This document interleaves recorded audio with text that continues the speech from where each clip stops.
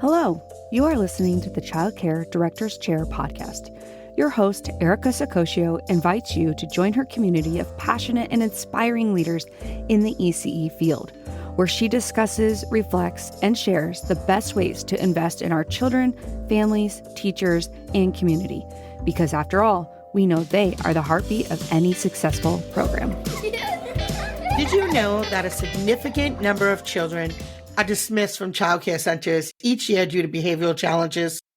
It's a startling statistic that underscores the need for effective behavior management frameworks for our childcare centers. And I'm not any different, and I'm not going to pretend I know all the answers. So today we're going to dive deep and talk about how we can bridge the gap between parents and centers and teachers to support children effectively while ensuring safe and nurturing environments for everyone involved. Now, I'm a childcare director. Every day I go into my centers, and I know that there are 4 or 5 major areas that this really impacts. The first I'm going to say is inconsistent behavior management. You might have some teachers who are really great at behavior management practices in their classroom, but does it look different in other classrooms? And that sometimes can lead to confusion or ineffective handling of behavior issues. The second thing I would say is staff confidence and training. Teachers may lack confidence in managing challenging behaviors due to insufficient training or support. And then, of course, there's the collaboration with parents. There can be sometimes a disconnect between strategies used in a childcare center and what's reinforced at home. And this can hinder the effectiveness of a behavior management. I can't tell you how many times I've heard, they don't do that at home. I'm like, well, they're not in a room with 12 other friends all day long for 9 hours. So I believe you when you say it doesn't happen at home, but it's not the same environment. So let's compare apples to apples. Also, turnover for staff is high, and staff morale right now is a problem for centers everywhere. So high turnover, low staff morale can really exacerbate the ongoing behavioral challenges, especially when they're not effectively managed. And staff start to feel like you'll just take anybody. And then safe and positive learning environments. Without a clear behavior management strategy, maintaining a safe and positive environment for all children can be difficult, if not sometimes impossible. So we are joined today with an amazing guest who's going to talk to us a little bit about what we can do. And some strategies might be things that you're using already, and others we hope will have an aha moment that will really help you move the needle and make your environment one where your teachers feel heard, valued, and supported, and families and children the same. So I'm going to hack your name. I should have asked you before. Just say your name for me, please. Janie Kokakis. Kokakis, got it. So Janie is a language pathologist. So we talked a little bit online, and I was checking out her social media, and she had a lot of great insight. And so I thought I would ask her to come on the show because I know behavioral challenges is at the top of the 5 stresses that you have every day as a childcare owner. I know it because I live it, guys. I live it every day just like you. So tell us a little bit about how you came to the field and just a little bit about. Yeah. So with speech language pathology, it's kind of a broad category when you're going through school. Like there's so much from like swallowing to language, just everything. But I really started diving deep into executive functions, which is basically how we get things done in life. When we found out my son was diagnosed with ADHD. So he really kind of like sparked and lit a fire under my butt because I was like, wow, he's lagging executive function skills. And I took 6 years of schooling for this. So we started implementing so many strategies at home and they were working so well. But then, like you said, we were going to daycare and things were not going well there. And so it was like hard for me because I didn't want to say like, no, my child's not doing that because I knew we had an issue or we were struggling in areas. And so I started giving them strategies that they could use. And then we started seeing those behaviors really turn around in both areas. And so originally I started working with parents, just specifically parents. But then as I started working more, I was like, wow, there is a disconnect between centers and parents. And so now I have the opportunity to work with both centers and parents. So it's been a really fun experience and I have my son to thank for it. Yeah, I love that you have both sides of that perspective. I do as well, but not to the same level. My both of my children have diagnosed special needs on different levels for sure. Um, and as a parent, I would advocate. I clearly have a big mouth and I never shut up. So I would advocate for them. But there were times that, me and the school wasn't necessarily childcare, but me and the schools didn't always see eye to eye with their approach. And there never really was I felt like a genuine collaborative effort other than here's the IEP we made. Here you go, sign here, sign here. So it's so nice to see somebody who has both perspective from the parent side and the expert side. So thank you so much for bringing that. Yeah, and I feel like it's so hard too, because like when you're a parent living through it, you're just literally trying to survive. Like, how can I survive this? And then when you feel like you don't have that extra support from outside places, it is so isolating. Mm-hmm. So like, I always just remind people, we always have to meet the parents too where they're at, because like a lot of times they just need to hear like, it's going to be okay. We're going to help you too. Yeah. I'm going to say something funny that it's hard as the owner to make those decisions. And what supports can we realistically put in place? Right. When is it time that we have to terminate a child because a teacher's about to quit? It's like either me or this kid because I can't do it. And I've also had the experience many times, and I still do to today. Sometimes it's the staff's child, which is a whole nother level in dynamic as well. So, and I know I'm not alone in that too. So there's always, there's that extra level of expectations for that child, the difficulty for that parent, the difficulty of the other parents, like, oh, the child gets away with it because they're a quote unquote staff kid. There's just, multiple layers. So talk to us a little bit about why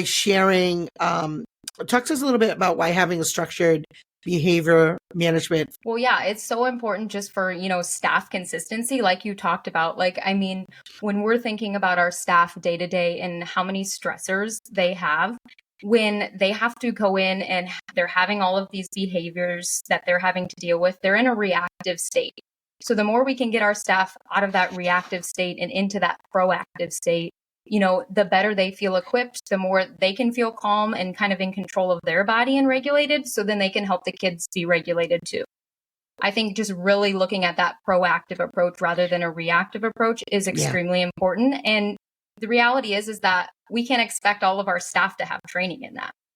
So, it's really our job to really help provide them with that. And then I also noticed too, and you probably noticed this, if one teacher is there and they do great with kiddos, and then another teacher is there and they're not handling it the same way and things just go haywire. So if we have a consistent framework where kids know the expectations and you're hearing the same type of language throughout the entire center, it makes it so much easier for staff, but also so much easier for the kids to be able to understand what their expectations are. I think too, and that's a great point. You know what I think? I think that we as teachers will commonly talk amongst each other and say, okay, what do you need this child to know or do before they move to the next room? Right. And so we build consistency in terms of the academic piece, right? Well, before they come in, I need them to be able to hold a pencil. They need to use the potty on their own, like whatever your center's expectations are. But then the way that they deliver behavior management is often very different.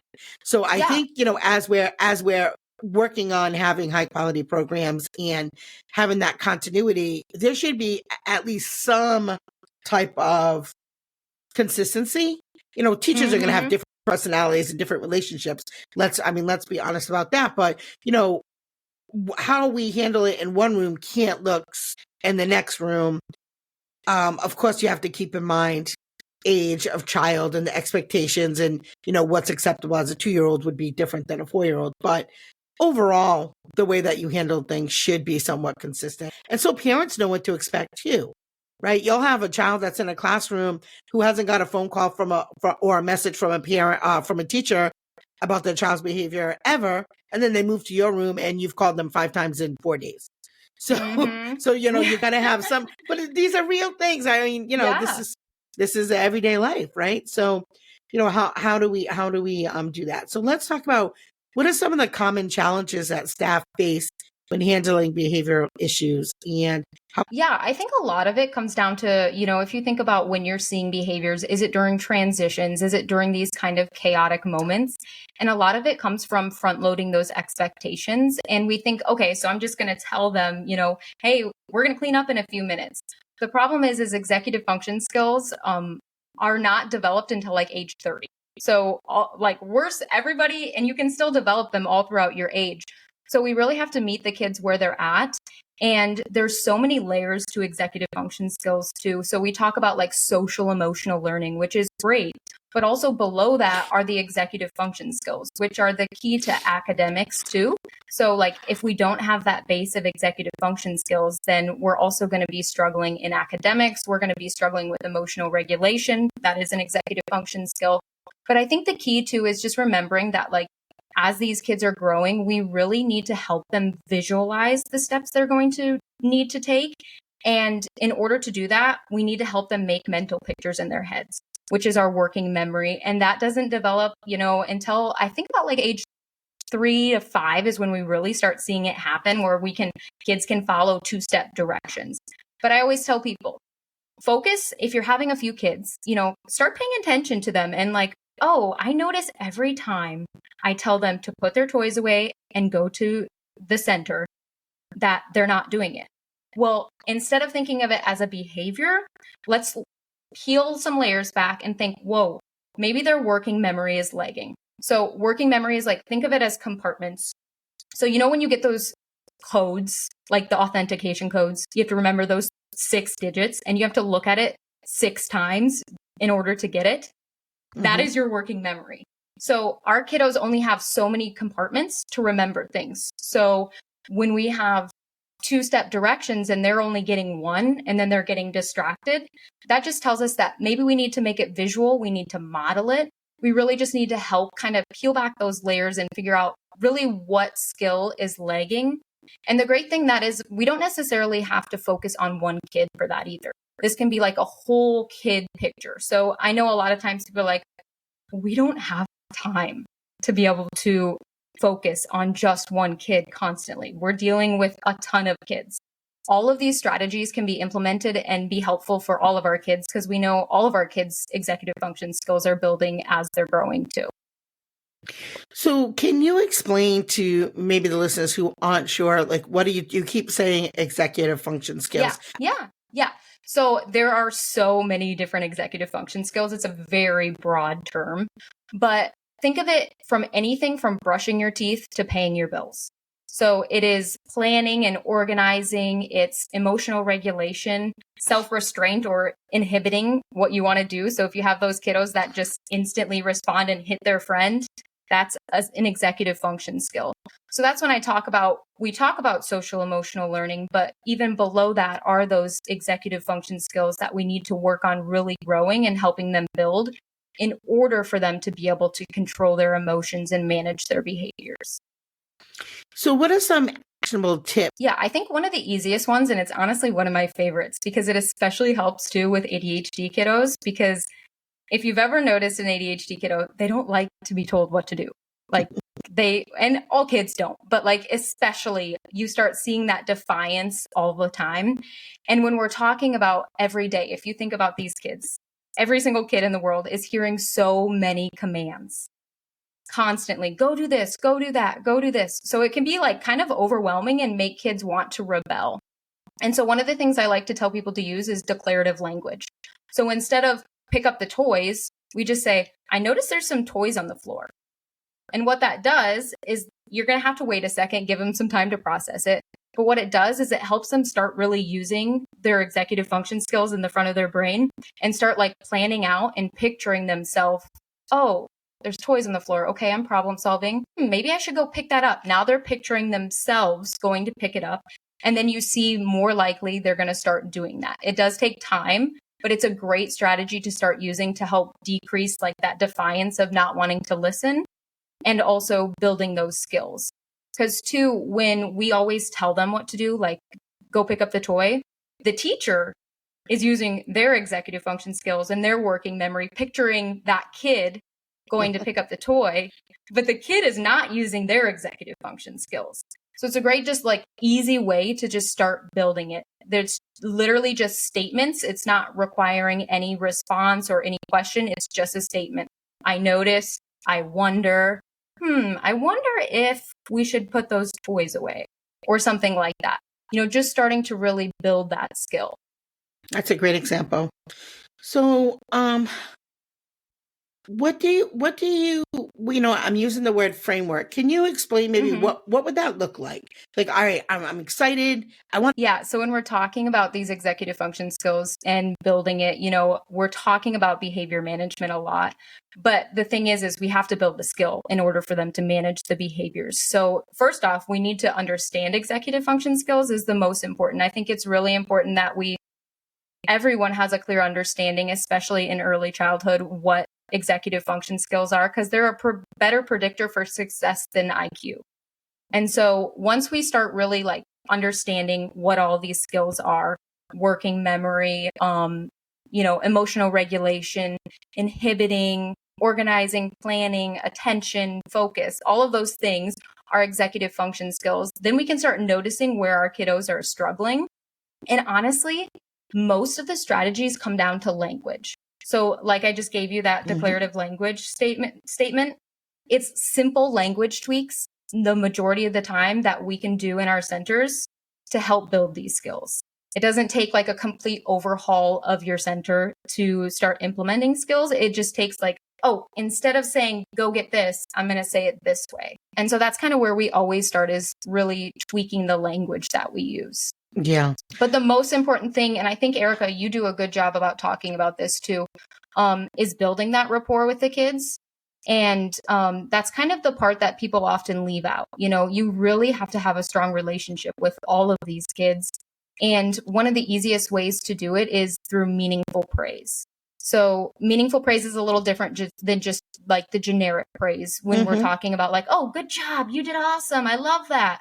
It's really like, wow, I noticed that you put your toy away right away. Before, you wouldn't have put it away and I would have had to ask you 2 times. I really appreciate that. It's really building that self-confidence.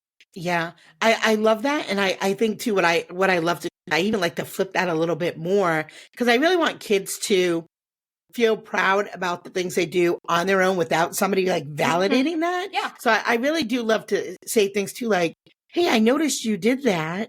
You must be so proud of yourself. Yes. You did that without my help. Look at you, right? I do love that. I love that phrase. You should be proud of yourself, or you must be proud of yourself. I love that phrase. Yeah, because I want kids to have that feeling of, even if somebody doesn't always catch you doing, you feel.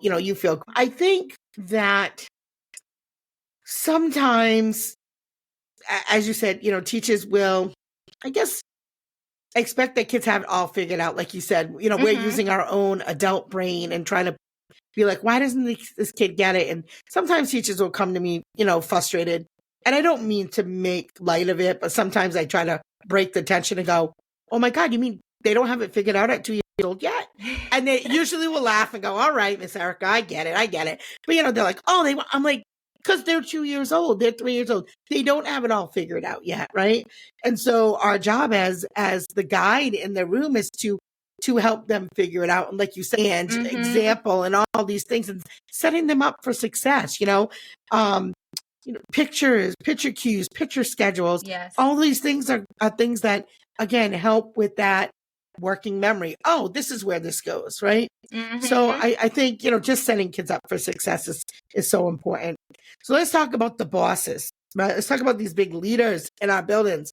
The directors. How can directors and leaders effectively introduce and implement a new behavior management framework for their staff? Like, let's say, okay, the staff can't or have not been able to figure out what's this framework look like. And again, if we want consistency throughout classrooms, some of that's going to come from the program. Yeah, I think the biggest thing is getting your staff on board and really helping them understand the important role that they play in these kids' lives, because it's so easy to forget, how much of a pivotal role we really do play when you're seeing these kids day in and day out. And specifically with these executive function skills, which I'll say all the time, because really it is the foundation of what we do. But they're at rapid growth between 3 and 5 years old. So that is like when they're seeing the most growth. So if you think about your centers, that's a lot of kiddos from 3 to 5 that are really in that rapid growth. So I always remind our leaders and our directors, we really have to remind our staff just how important they are to these kids' lives, because, day in and day out, they're stressed and they're dealing with a lot. And executive function skills is like a tank, so as adults, if you can think like the beginning of the week, we're like, woo, we're doing good. And by the end of the week, it's like, so I mean, we really have to remember too that our teachers too have tanks of executive function skills. And so meeting them where they're at, but reminding them, hey, like this system is meant to really help you throughout your day. You're going to be building these kids' skills, but also you're going to know exactly how to handle these situations. You're going to feel like you have a proactive instead of a reactive approach. So I think the most important thing is really just getting them on board right away. Yeah. So I love books. Like, I love books. So we have a teacher library at my locations where I have lots of children books, but I also have lots of teacher books. Are there any good resources, books, trainings, etc., that you recommend? Yeah, there are some, especially any book on executive functions. Honestly, like really, I know I'm hitting that. People are like, "Can you stop talking about executive functions?" Talk about it. But I can't remember the author. I wish I could remember her name. But she also wrote a book on declarative language, which is super insightful for parents and staff too. And I wish I could remember the book. I'll have to get back to you on it. Okay. But yeah, so I think literally, if you see a book that says executive functions, that's your thing, just to build that better understanding. Okay. So how can centers collaborate with parents to reinforce the behavioral strategies to ensure home and... That's a hard one. I mean, it is a day-to-day struggle. It's on both ends. You saw it on, I saw it personally on my end, me having the experience and seeing the daycare not having like the knowledge. But then it also goes the other way too, where sometimes these parents are in fight or flight and they're honestly either not seeing it at home because, like you said, different environment, or they're like, I am lost and I don't know what to do. And I really don't want to admit right now that there's a problem because I am just trying to survive. I think the biggest thing, this is one of the biggest things that's helped our centers, is once you start talking about these skills, there's some parents who really like want all the information. Those go-getters who are coming to you, coming in your office, being like, I need help. I don't know what to do. Are you seeing this here too? Like, I'm lost. But then there's other parents that are like, nah, not happening. Like, I don't see it at home. Not a problem. You guys deal with it there. So I think then what happens is those parents, you're not just going to like be able to say, hey, do this, like do this now. You need to do this. It's going to come through education. And I always tell people, the more you're educating through your newsletters, through your social media posts, if you have kids playing a game, instead of just saying, oh, we had fun playing outside, let's talk about those executive function skills. Oh, when we played ball tag outside and when you got out, we worked on our inhibition skills and you had to hold back and self-restrain from getting upset and use our emotional regulation skills. So the more we just start like dripping those little pieces of education with like very passively, making it very engaging in our newsletters or whatever we're doing, the more parents, their wheels start turning. And then eventually you just start seeing too, those parents coming to you more like, hey, I see what you're saying now. Like, I do see a problem. Like, I want help. And that's one of the things that we're really serious about too, because if you do not, especially with ADHD, but this goes for all kids, after like Christmas break, how crazy it can be. Like all the hard work we just put in is gone. So the thing is like creating that consistency. So with our framework, we have a parent portal and we also have a center portal, and we really focus on the same exact strategies except for they're just tailored towards the parents and then they're tailored towards the center. So really finding that cohesiveness. So if you find a strategy that's working for this kid, relaying that to the parent is going to be so important. Yeah. So we're really Rhode Island Early Learning Standards. And part of the standards, they put together a complimentary packet, I guess is the word I'm going to use, but it's family fun activity cards, and they're connected to each domain. And so we didn't even, I don't want to say we didn't have to think about it, but we really didn't have to think about it. And you could share those activities, as you said, in the newsletter, or when you're making those book bags that go with the students, you know, as part of their homeschool connection type of activities. You can use these strategies as part of what you're doing. It's just part of your traditional curriculum without, like you said, pointing out like, hey, there's a problem here, right? So sometimes they have to discover it on their own, or at least you're opening up about working memory, about, you know, the functions, about where a child is at. I think that that's always a great way to do it. And then people are more receptive because it's not necessarily about them. And I think you're right too. Educating parents is part of what we do. It's not just our children, it's our teachers, it's our parents, right? Good leadership, make sure that all those folks have resources. And when you build your teacher's library, you can certainly share those books with your parents and your families as well, and say, hey, I have this lending library of books for kids and books for parents, you know? So being really strategic about that. And the more you have those conversations, even bringing in workshops to your center, which we do anyway for PD for our teachers, invite the parents. Say, hey, we're having a workshop this month on XYZ. Parents are welcome to come as well. And that's a great way to get people together in a informal setting, whether we start to talk about, you know, things that are going on in the classroom. You know, I think it's well, and I think connection is so important, just like with our kids. You know, connection is the number one key with parents too. So the more we're doing to help connect with those parents, the better they're going to be more receptive to any types of, you know, feedback that you can give them. Yeah. My favorite thing to talk about is taking care of people.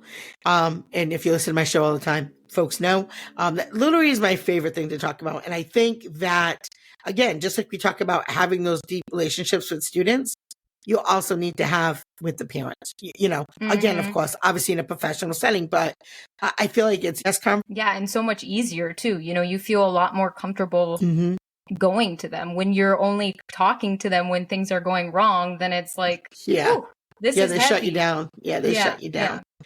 So what role? It's a huge role because, like I said, like language matters so much. You can tweak one little word and it can like directly change the entire trajectory of the day. So I really just think it's so important that teachers understand their role. And then two, staff morale, we want to make sure that we're having a good morale and our teachers feel supported. And one of the best ways we can do that is to implement, a system. And one thing that, so I have ADHD too, which I found out when my son was diagnosed. So fun fact. But one of the things that I always struggled with was I love learning. Like I also love learning. I love going to conferences. I loved doing all this stuff.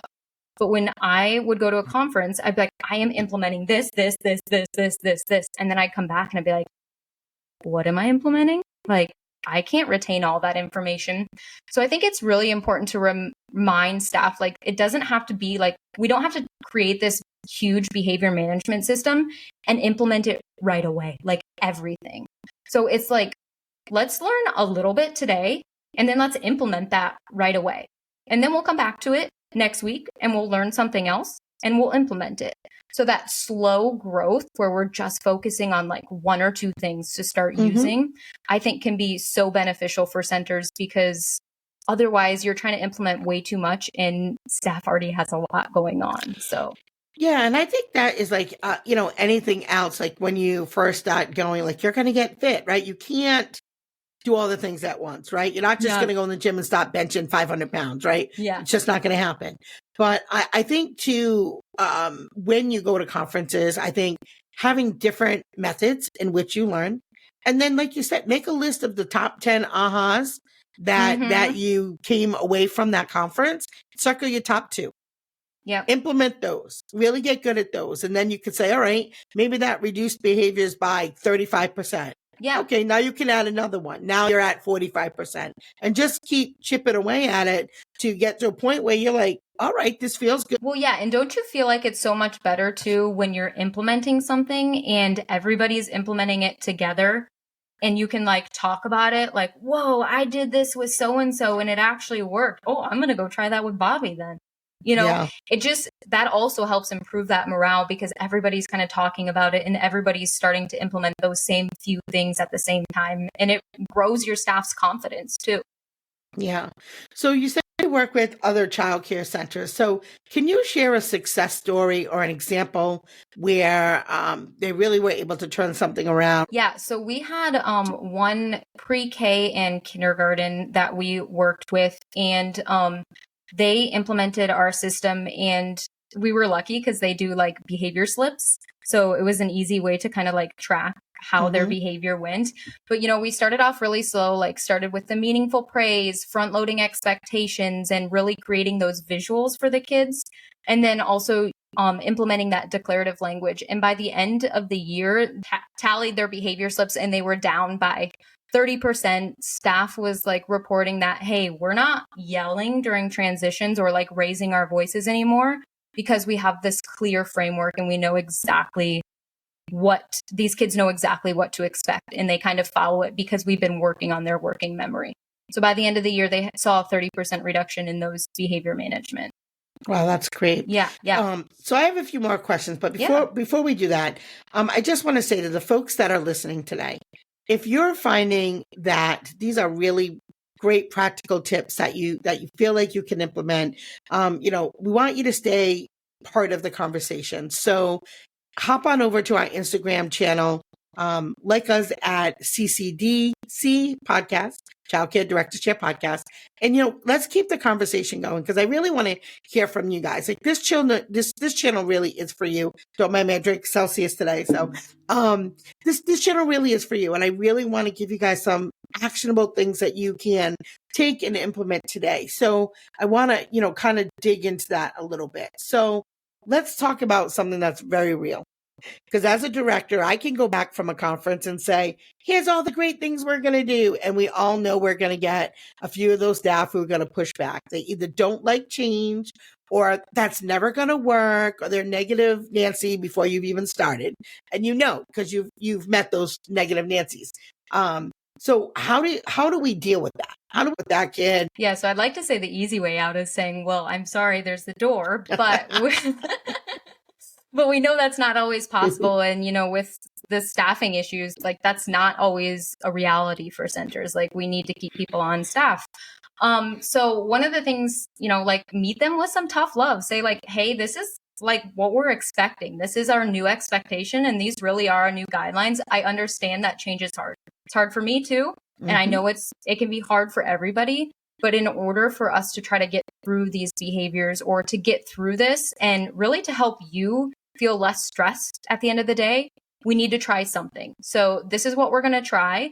I'd like for you just to take, an effort. And at least if you don't want to do it, just try not to say anything and, implement it. And then we can always discuss, 2 weeks down the road, come to me and tell me how you're feeling. And I'd like to keep the discussion open. I think the more you're open and honest and just realistic, and just like with kids, when we're setting those expectations, being a leader and a director, it's not always an easy job. Sometimes we do have to kind of say, hey, this is the expectation. This is how we're going to try it. I think that is really good advice. There's a few other things I think I want to just maybe add to that. The first thing I would say is if you really believe that you have the best staff, I let them know. I say, I think we have the best team here. And I'm very confident that you can do it. Let's talk about, here's what I think we can do. Let's talk about it. Like you said, what do you see in this plan that you think can work? Let's start there. right? Because people can get overwhelmed very easy with change. I'm not a person who has a problem with change, but I recognize that it is hard. And I'm definitely one of those like very big picture people like, we're going to do this. We're going to, my staff like, oh dear Lord, here she goes, right? But I also like to remind them that although I do that to them, every time we've set that expectation, we have met it.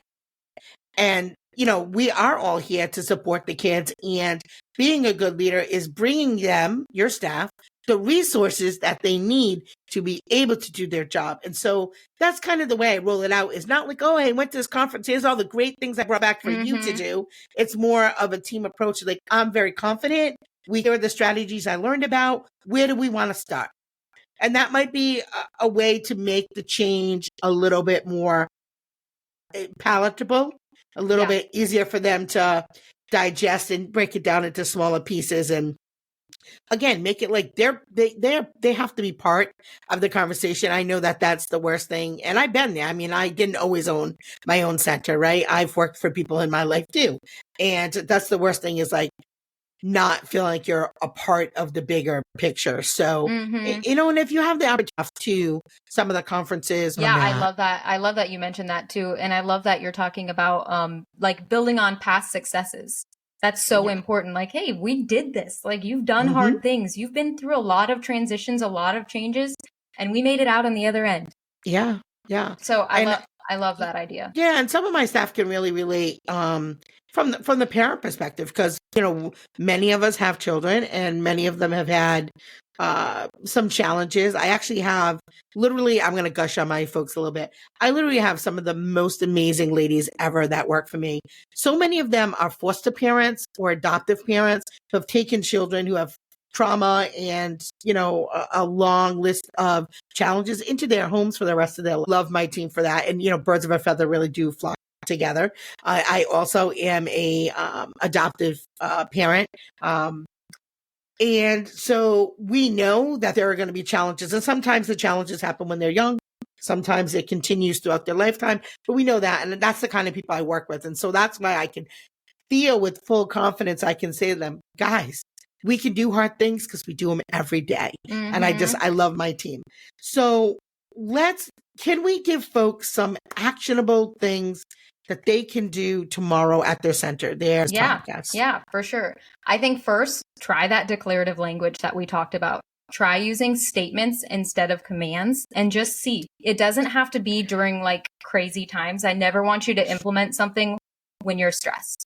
Do it during like a calmer time, maybe when they're eating and they have to go put their plate away. Hey, I noticed you haven't put your plate away yet, instead of go put your plate away. So that's a great one to start with. Meaningful praise, like you said, that's like the cornerstone of where we're really going to get behavior change, is making sure the kids feel seen and heard. So implementing that praise as soon as you can in the morning, when you see maybe your kiddo who struggles a little bit more, when you see them doing something good, like they brought their backpack to their cubby right away, notice that. Call them out on that. And that's going to build that like little dopamine hit for them. And they're going to want to do that more. And then one of the strategies I also really love is it's called an you choose. So if you choose to do this, you choose to do that. So you can implement it with a reward, or you can implement it with a consequence. Kids work differently, so you can try both. So, hey guys, if you choose to put all the toys away when we ask, you guys choose to do your favorite song. Maybe that's Baby Shark, or you choose to have 5 extra minutes outside. Building those kind of like you're choosing, it's in your ballpark. But if you choose not to do it, know that you don't get this. Or if you choose not to put away your toys, you're choosing not to do this song with your friends. Using that in whichever way you have to, but that kind of builds that feeling of like, oh, I am in control of myself and I need to make that decision. So that's those are like my top 3 favorite things that people can implement that are like super easy, all just tweaking your language to really help build these skills in the kids. Yeah, I think I would love for people to remember that when you set up positive environments or strategies, it helps all students, those with behavioral challenges and those without. And I also think the things that you praise the most are the things that are going to, or things that I don't know. So that is such a good point. Like, yeah, sometimes we just need to ignore those behaviors. Like, if they're small enough, safety first, obviously. But if these behaviors that are happening are small enough to where we can just ignore it, sometimes that's better, because you know what? A negative dopamine hit and a positive dopamine hit are the same exact thing. Feels the same. And the other thing I think is really important, as we're talking about the kids. I want to talk about my teachers for a minute. When we're setting up environments for children to succeed, I also think we need to think about setting up environments for the adults to succeed. And so when you had said really way at the beginning too, like giving your calming energy to students, I think you set the tone of the classroom, not the 3-year-old. You set the tone. They're going to do what they're going to do because they're 3, 4, and 5 years old. I think we set the tone of the classroom. So if you feel the energy in the room is getting high, instead of, like you said, barking commands, what can you do as the grown-up to figure out how can we bring this energy down in a positive way? In a way that makes not only the children feel better, but you as the adult. And it took me a long time to figure this out. But I do things like yoga and meditation in your classroom, you're missing out. If you don't have plants and fish in your classroom, you're missing out. I think that these types of things help set the tone in the classroom. Taking care of your plants and your fish. We learn about taking care of our classroom community, which sometimes means putting empathy. Like, there's 1,000 things that you can do, but beautiful, and you don't have to have a lot of money, but beautiful environments that are calm, that are clean, that smell good, make us all feel good, right? So nobody wants to be in chaos, trash, coming out the can and it smells like poop and all those things. No, I'm just talking from a place of love, right? Real. Yeah. So this is real. This is where we talk about the real things. I think, think about your environment. Those of you that are leaders, we have this is going to sound so silly. We have this eucalyptus spray. It's all essential oils that I have in my office. And sometimes when teachers are stressed, they'll come in my office, they spray the spray, and they just take 5 minutes. And it literally works like that. Works like that. So I think I had put a picture on my social media like 3 weeks ago, and it was just the picture of the bottle. I just wrote, if you know, I love it. You could just, it's also the environment. Well, yeah. And if we're not taking care of ourselves too, it's going to leak into the kiddos. And the more we can model calmness, the more they're going to learn the calmness. I also love the idea of, when our kids are really loud and they're not listening. And so a lot of times, naturally, we want to raise our voice, like you said. Do you talk softer? Just whisper. I know. It makes such a difference. It does. The kids look at you like you're crazy. I just sit on the floor. I'm like, they listen. I think really a big thank you needs to go out. I think it's not necessarily something, I just think we need to remind our directors how important of a role they really play. And you too. I mean, the energy that you have to provide day in and day out for your staff, for your kids, for your parents is honestly, I can't even fathom. It's so much energy. So just remember, when you're noticing all the positives that your staff's doing, and maybe you're not reaping that, hearing it back, just know that people notice your behavior. People notice everything. So even if they're not saying it, we really appreciate you, and the world needs more of you. Yeah. So you can follow me at Posy Kids. It's Posy, 2 Z's, and then kids with a Z. I didn't think about that. It's a little hard. But also posykids.com. You can find more information, whether you're a parent or a daycare center. Awesome. So thanks to all of you for tuning in to today's episode of the Childcare Directors Chair podcast. We hope that you have found the insights on behavior management valuable, like I know I sure did. Before you go, I have a quick favor to ask. If you enjoyed today's discussion, why not explore more episodes? Our library is packed with valuable content designed to support and inspire your role as a early childhood educator or childcare director. Check out episodes that you might have missed. Dive into a wealth of knowledge that we have to offer here on this channel. We bring the best of the best on. We give you a voice. Please, if you want to come on a show, send me a message. You can find me on any of the media platforms, and I will respond back to you. Well, all the cute little kiddos have been picked up and it's time to go home. And that'll do it for another episode of the Childcare Director's Chair. Please leave a review so Erica knows the information is helping you to manage and improve your childcare centers. Remember to subscribe to get the latest episode from Erica's Childcare Director's Chair.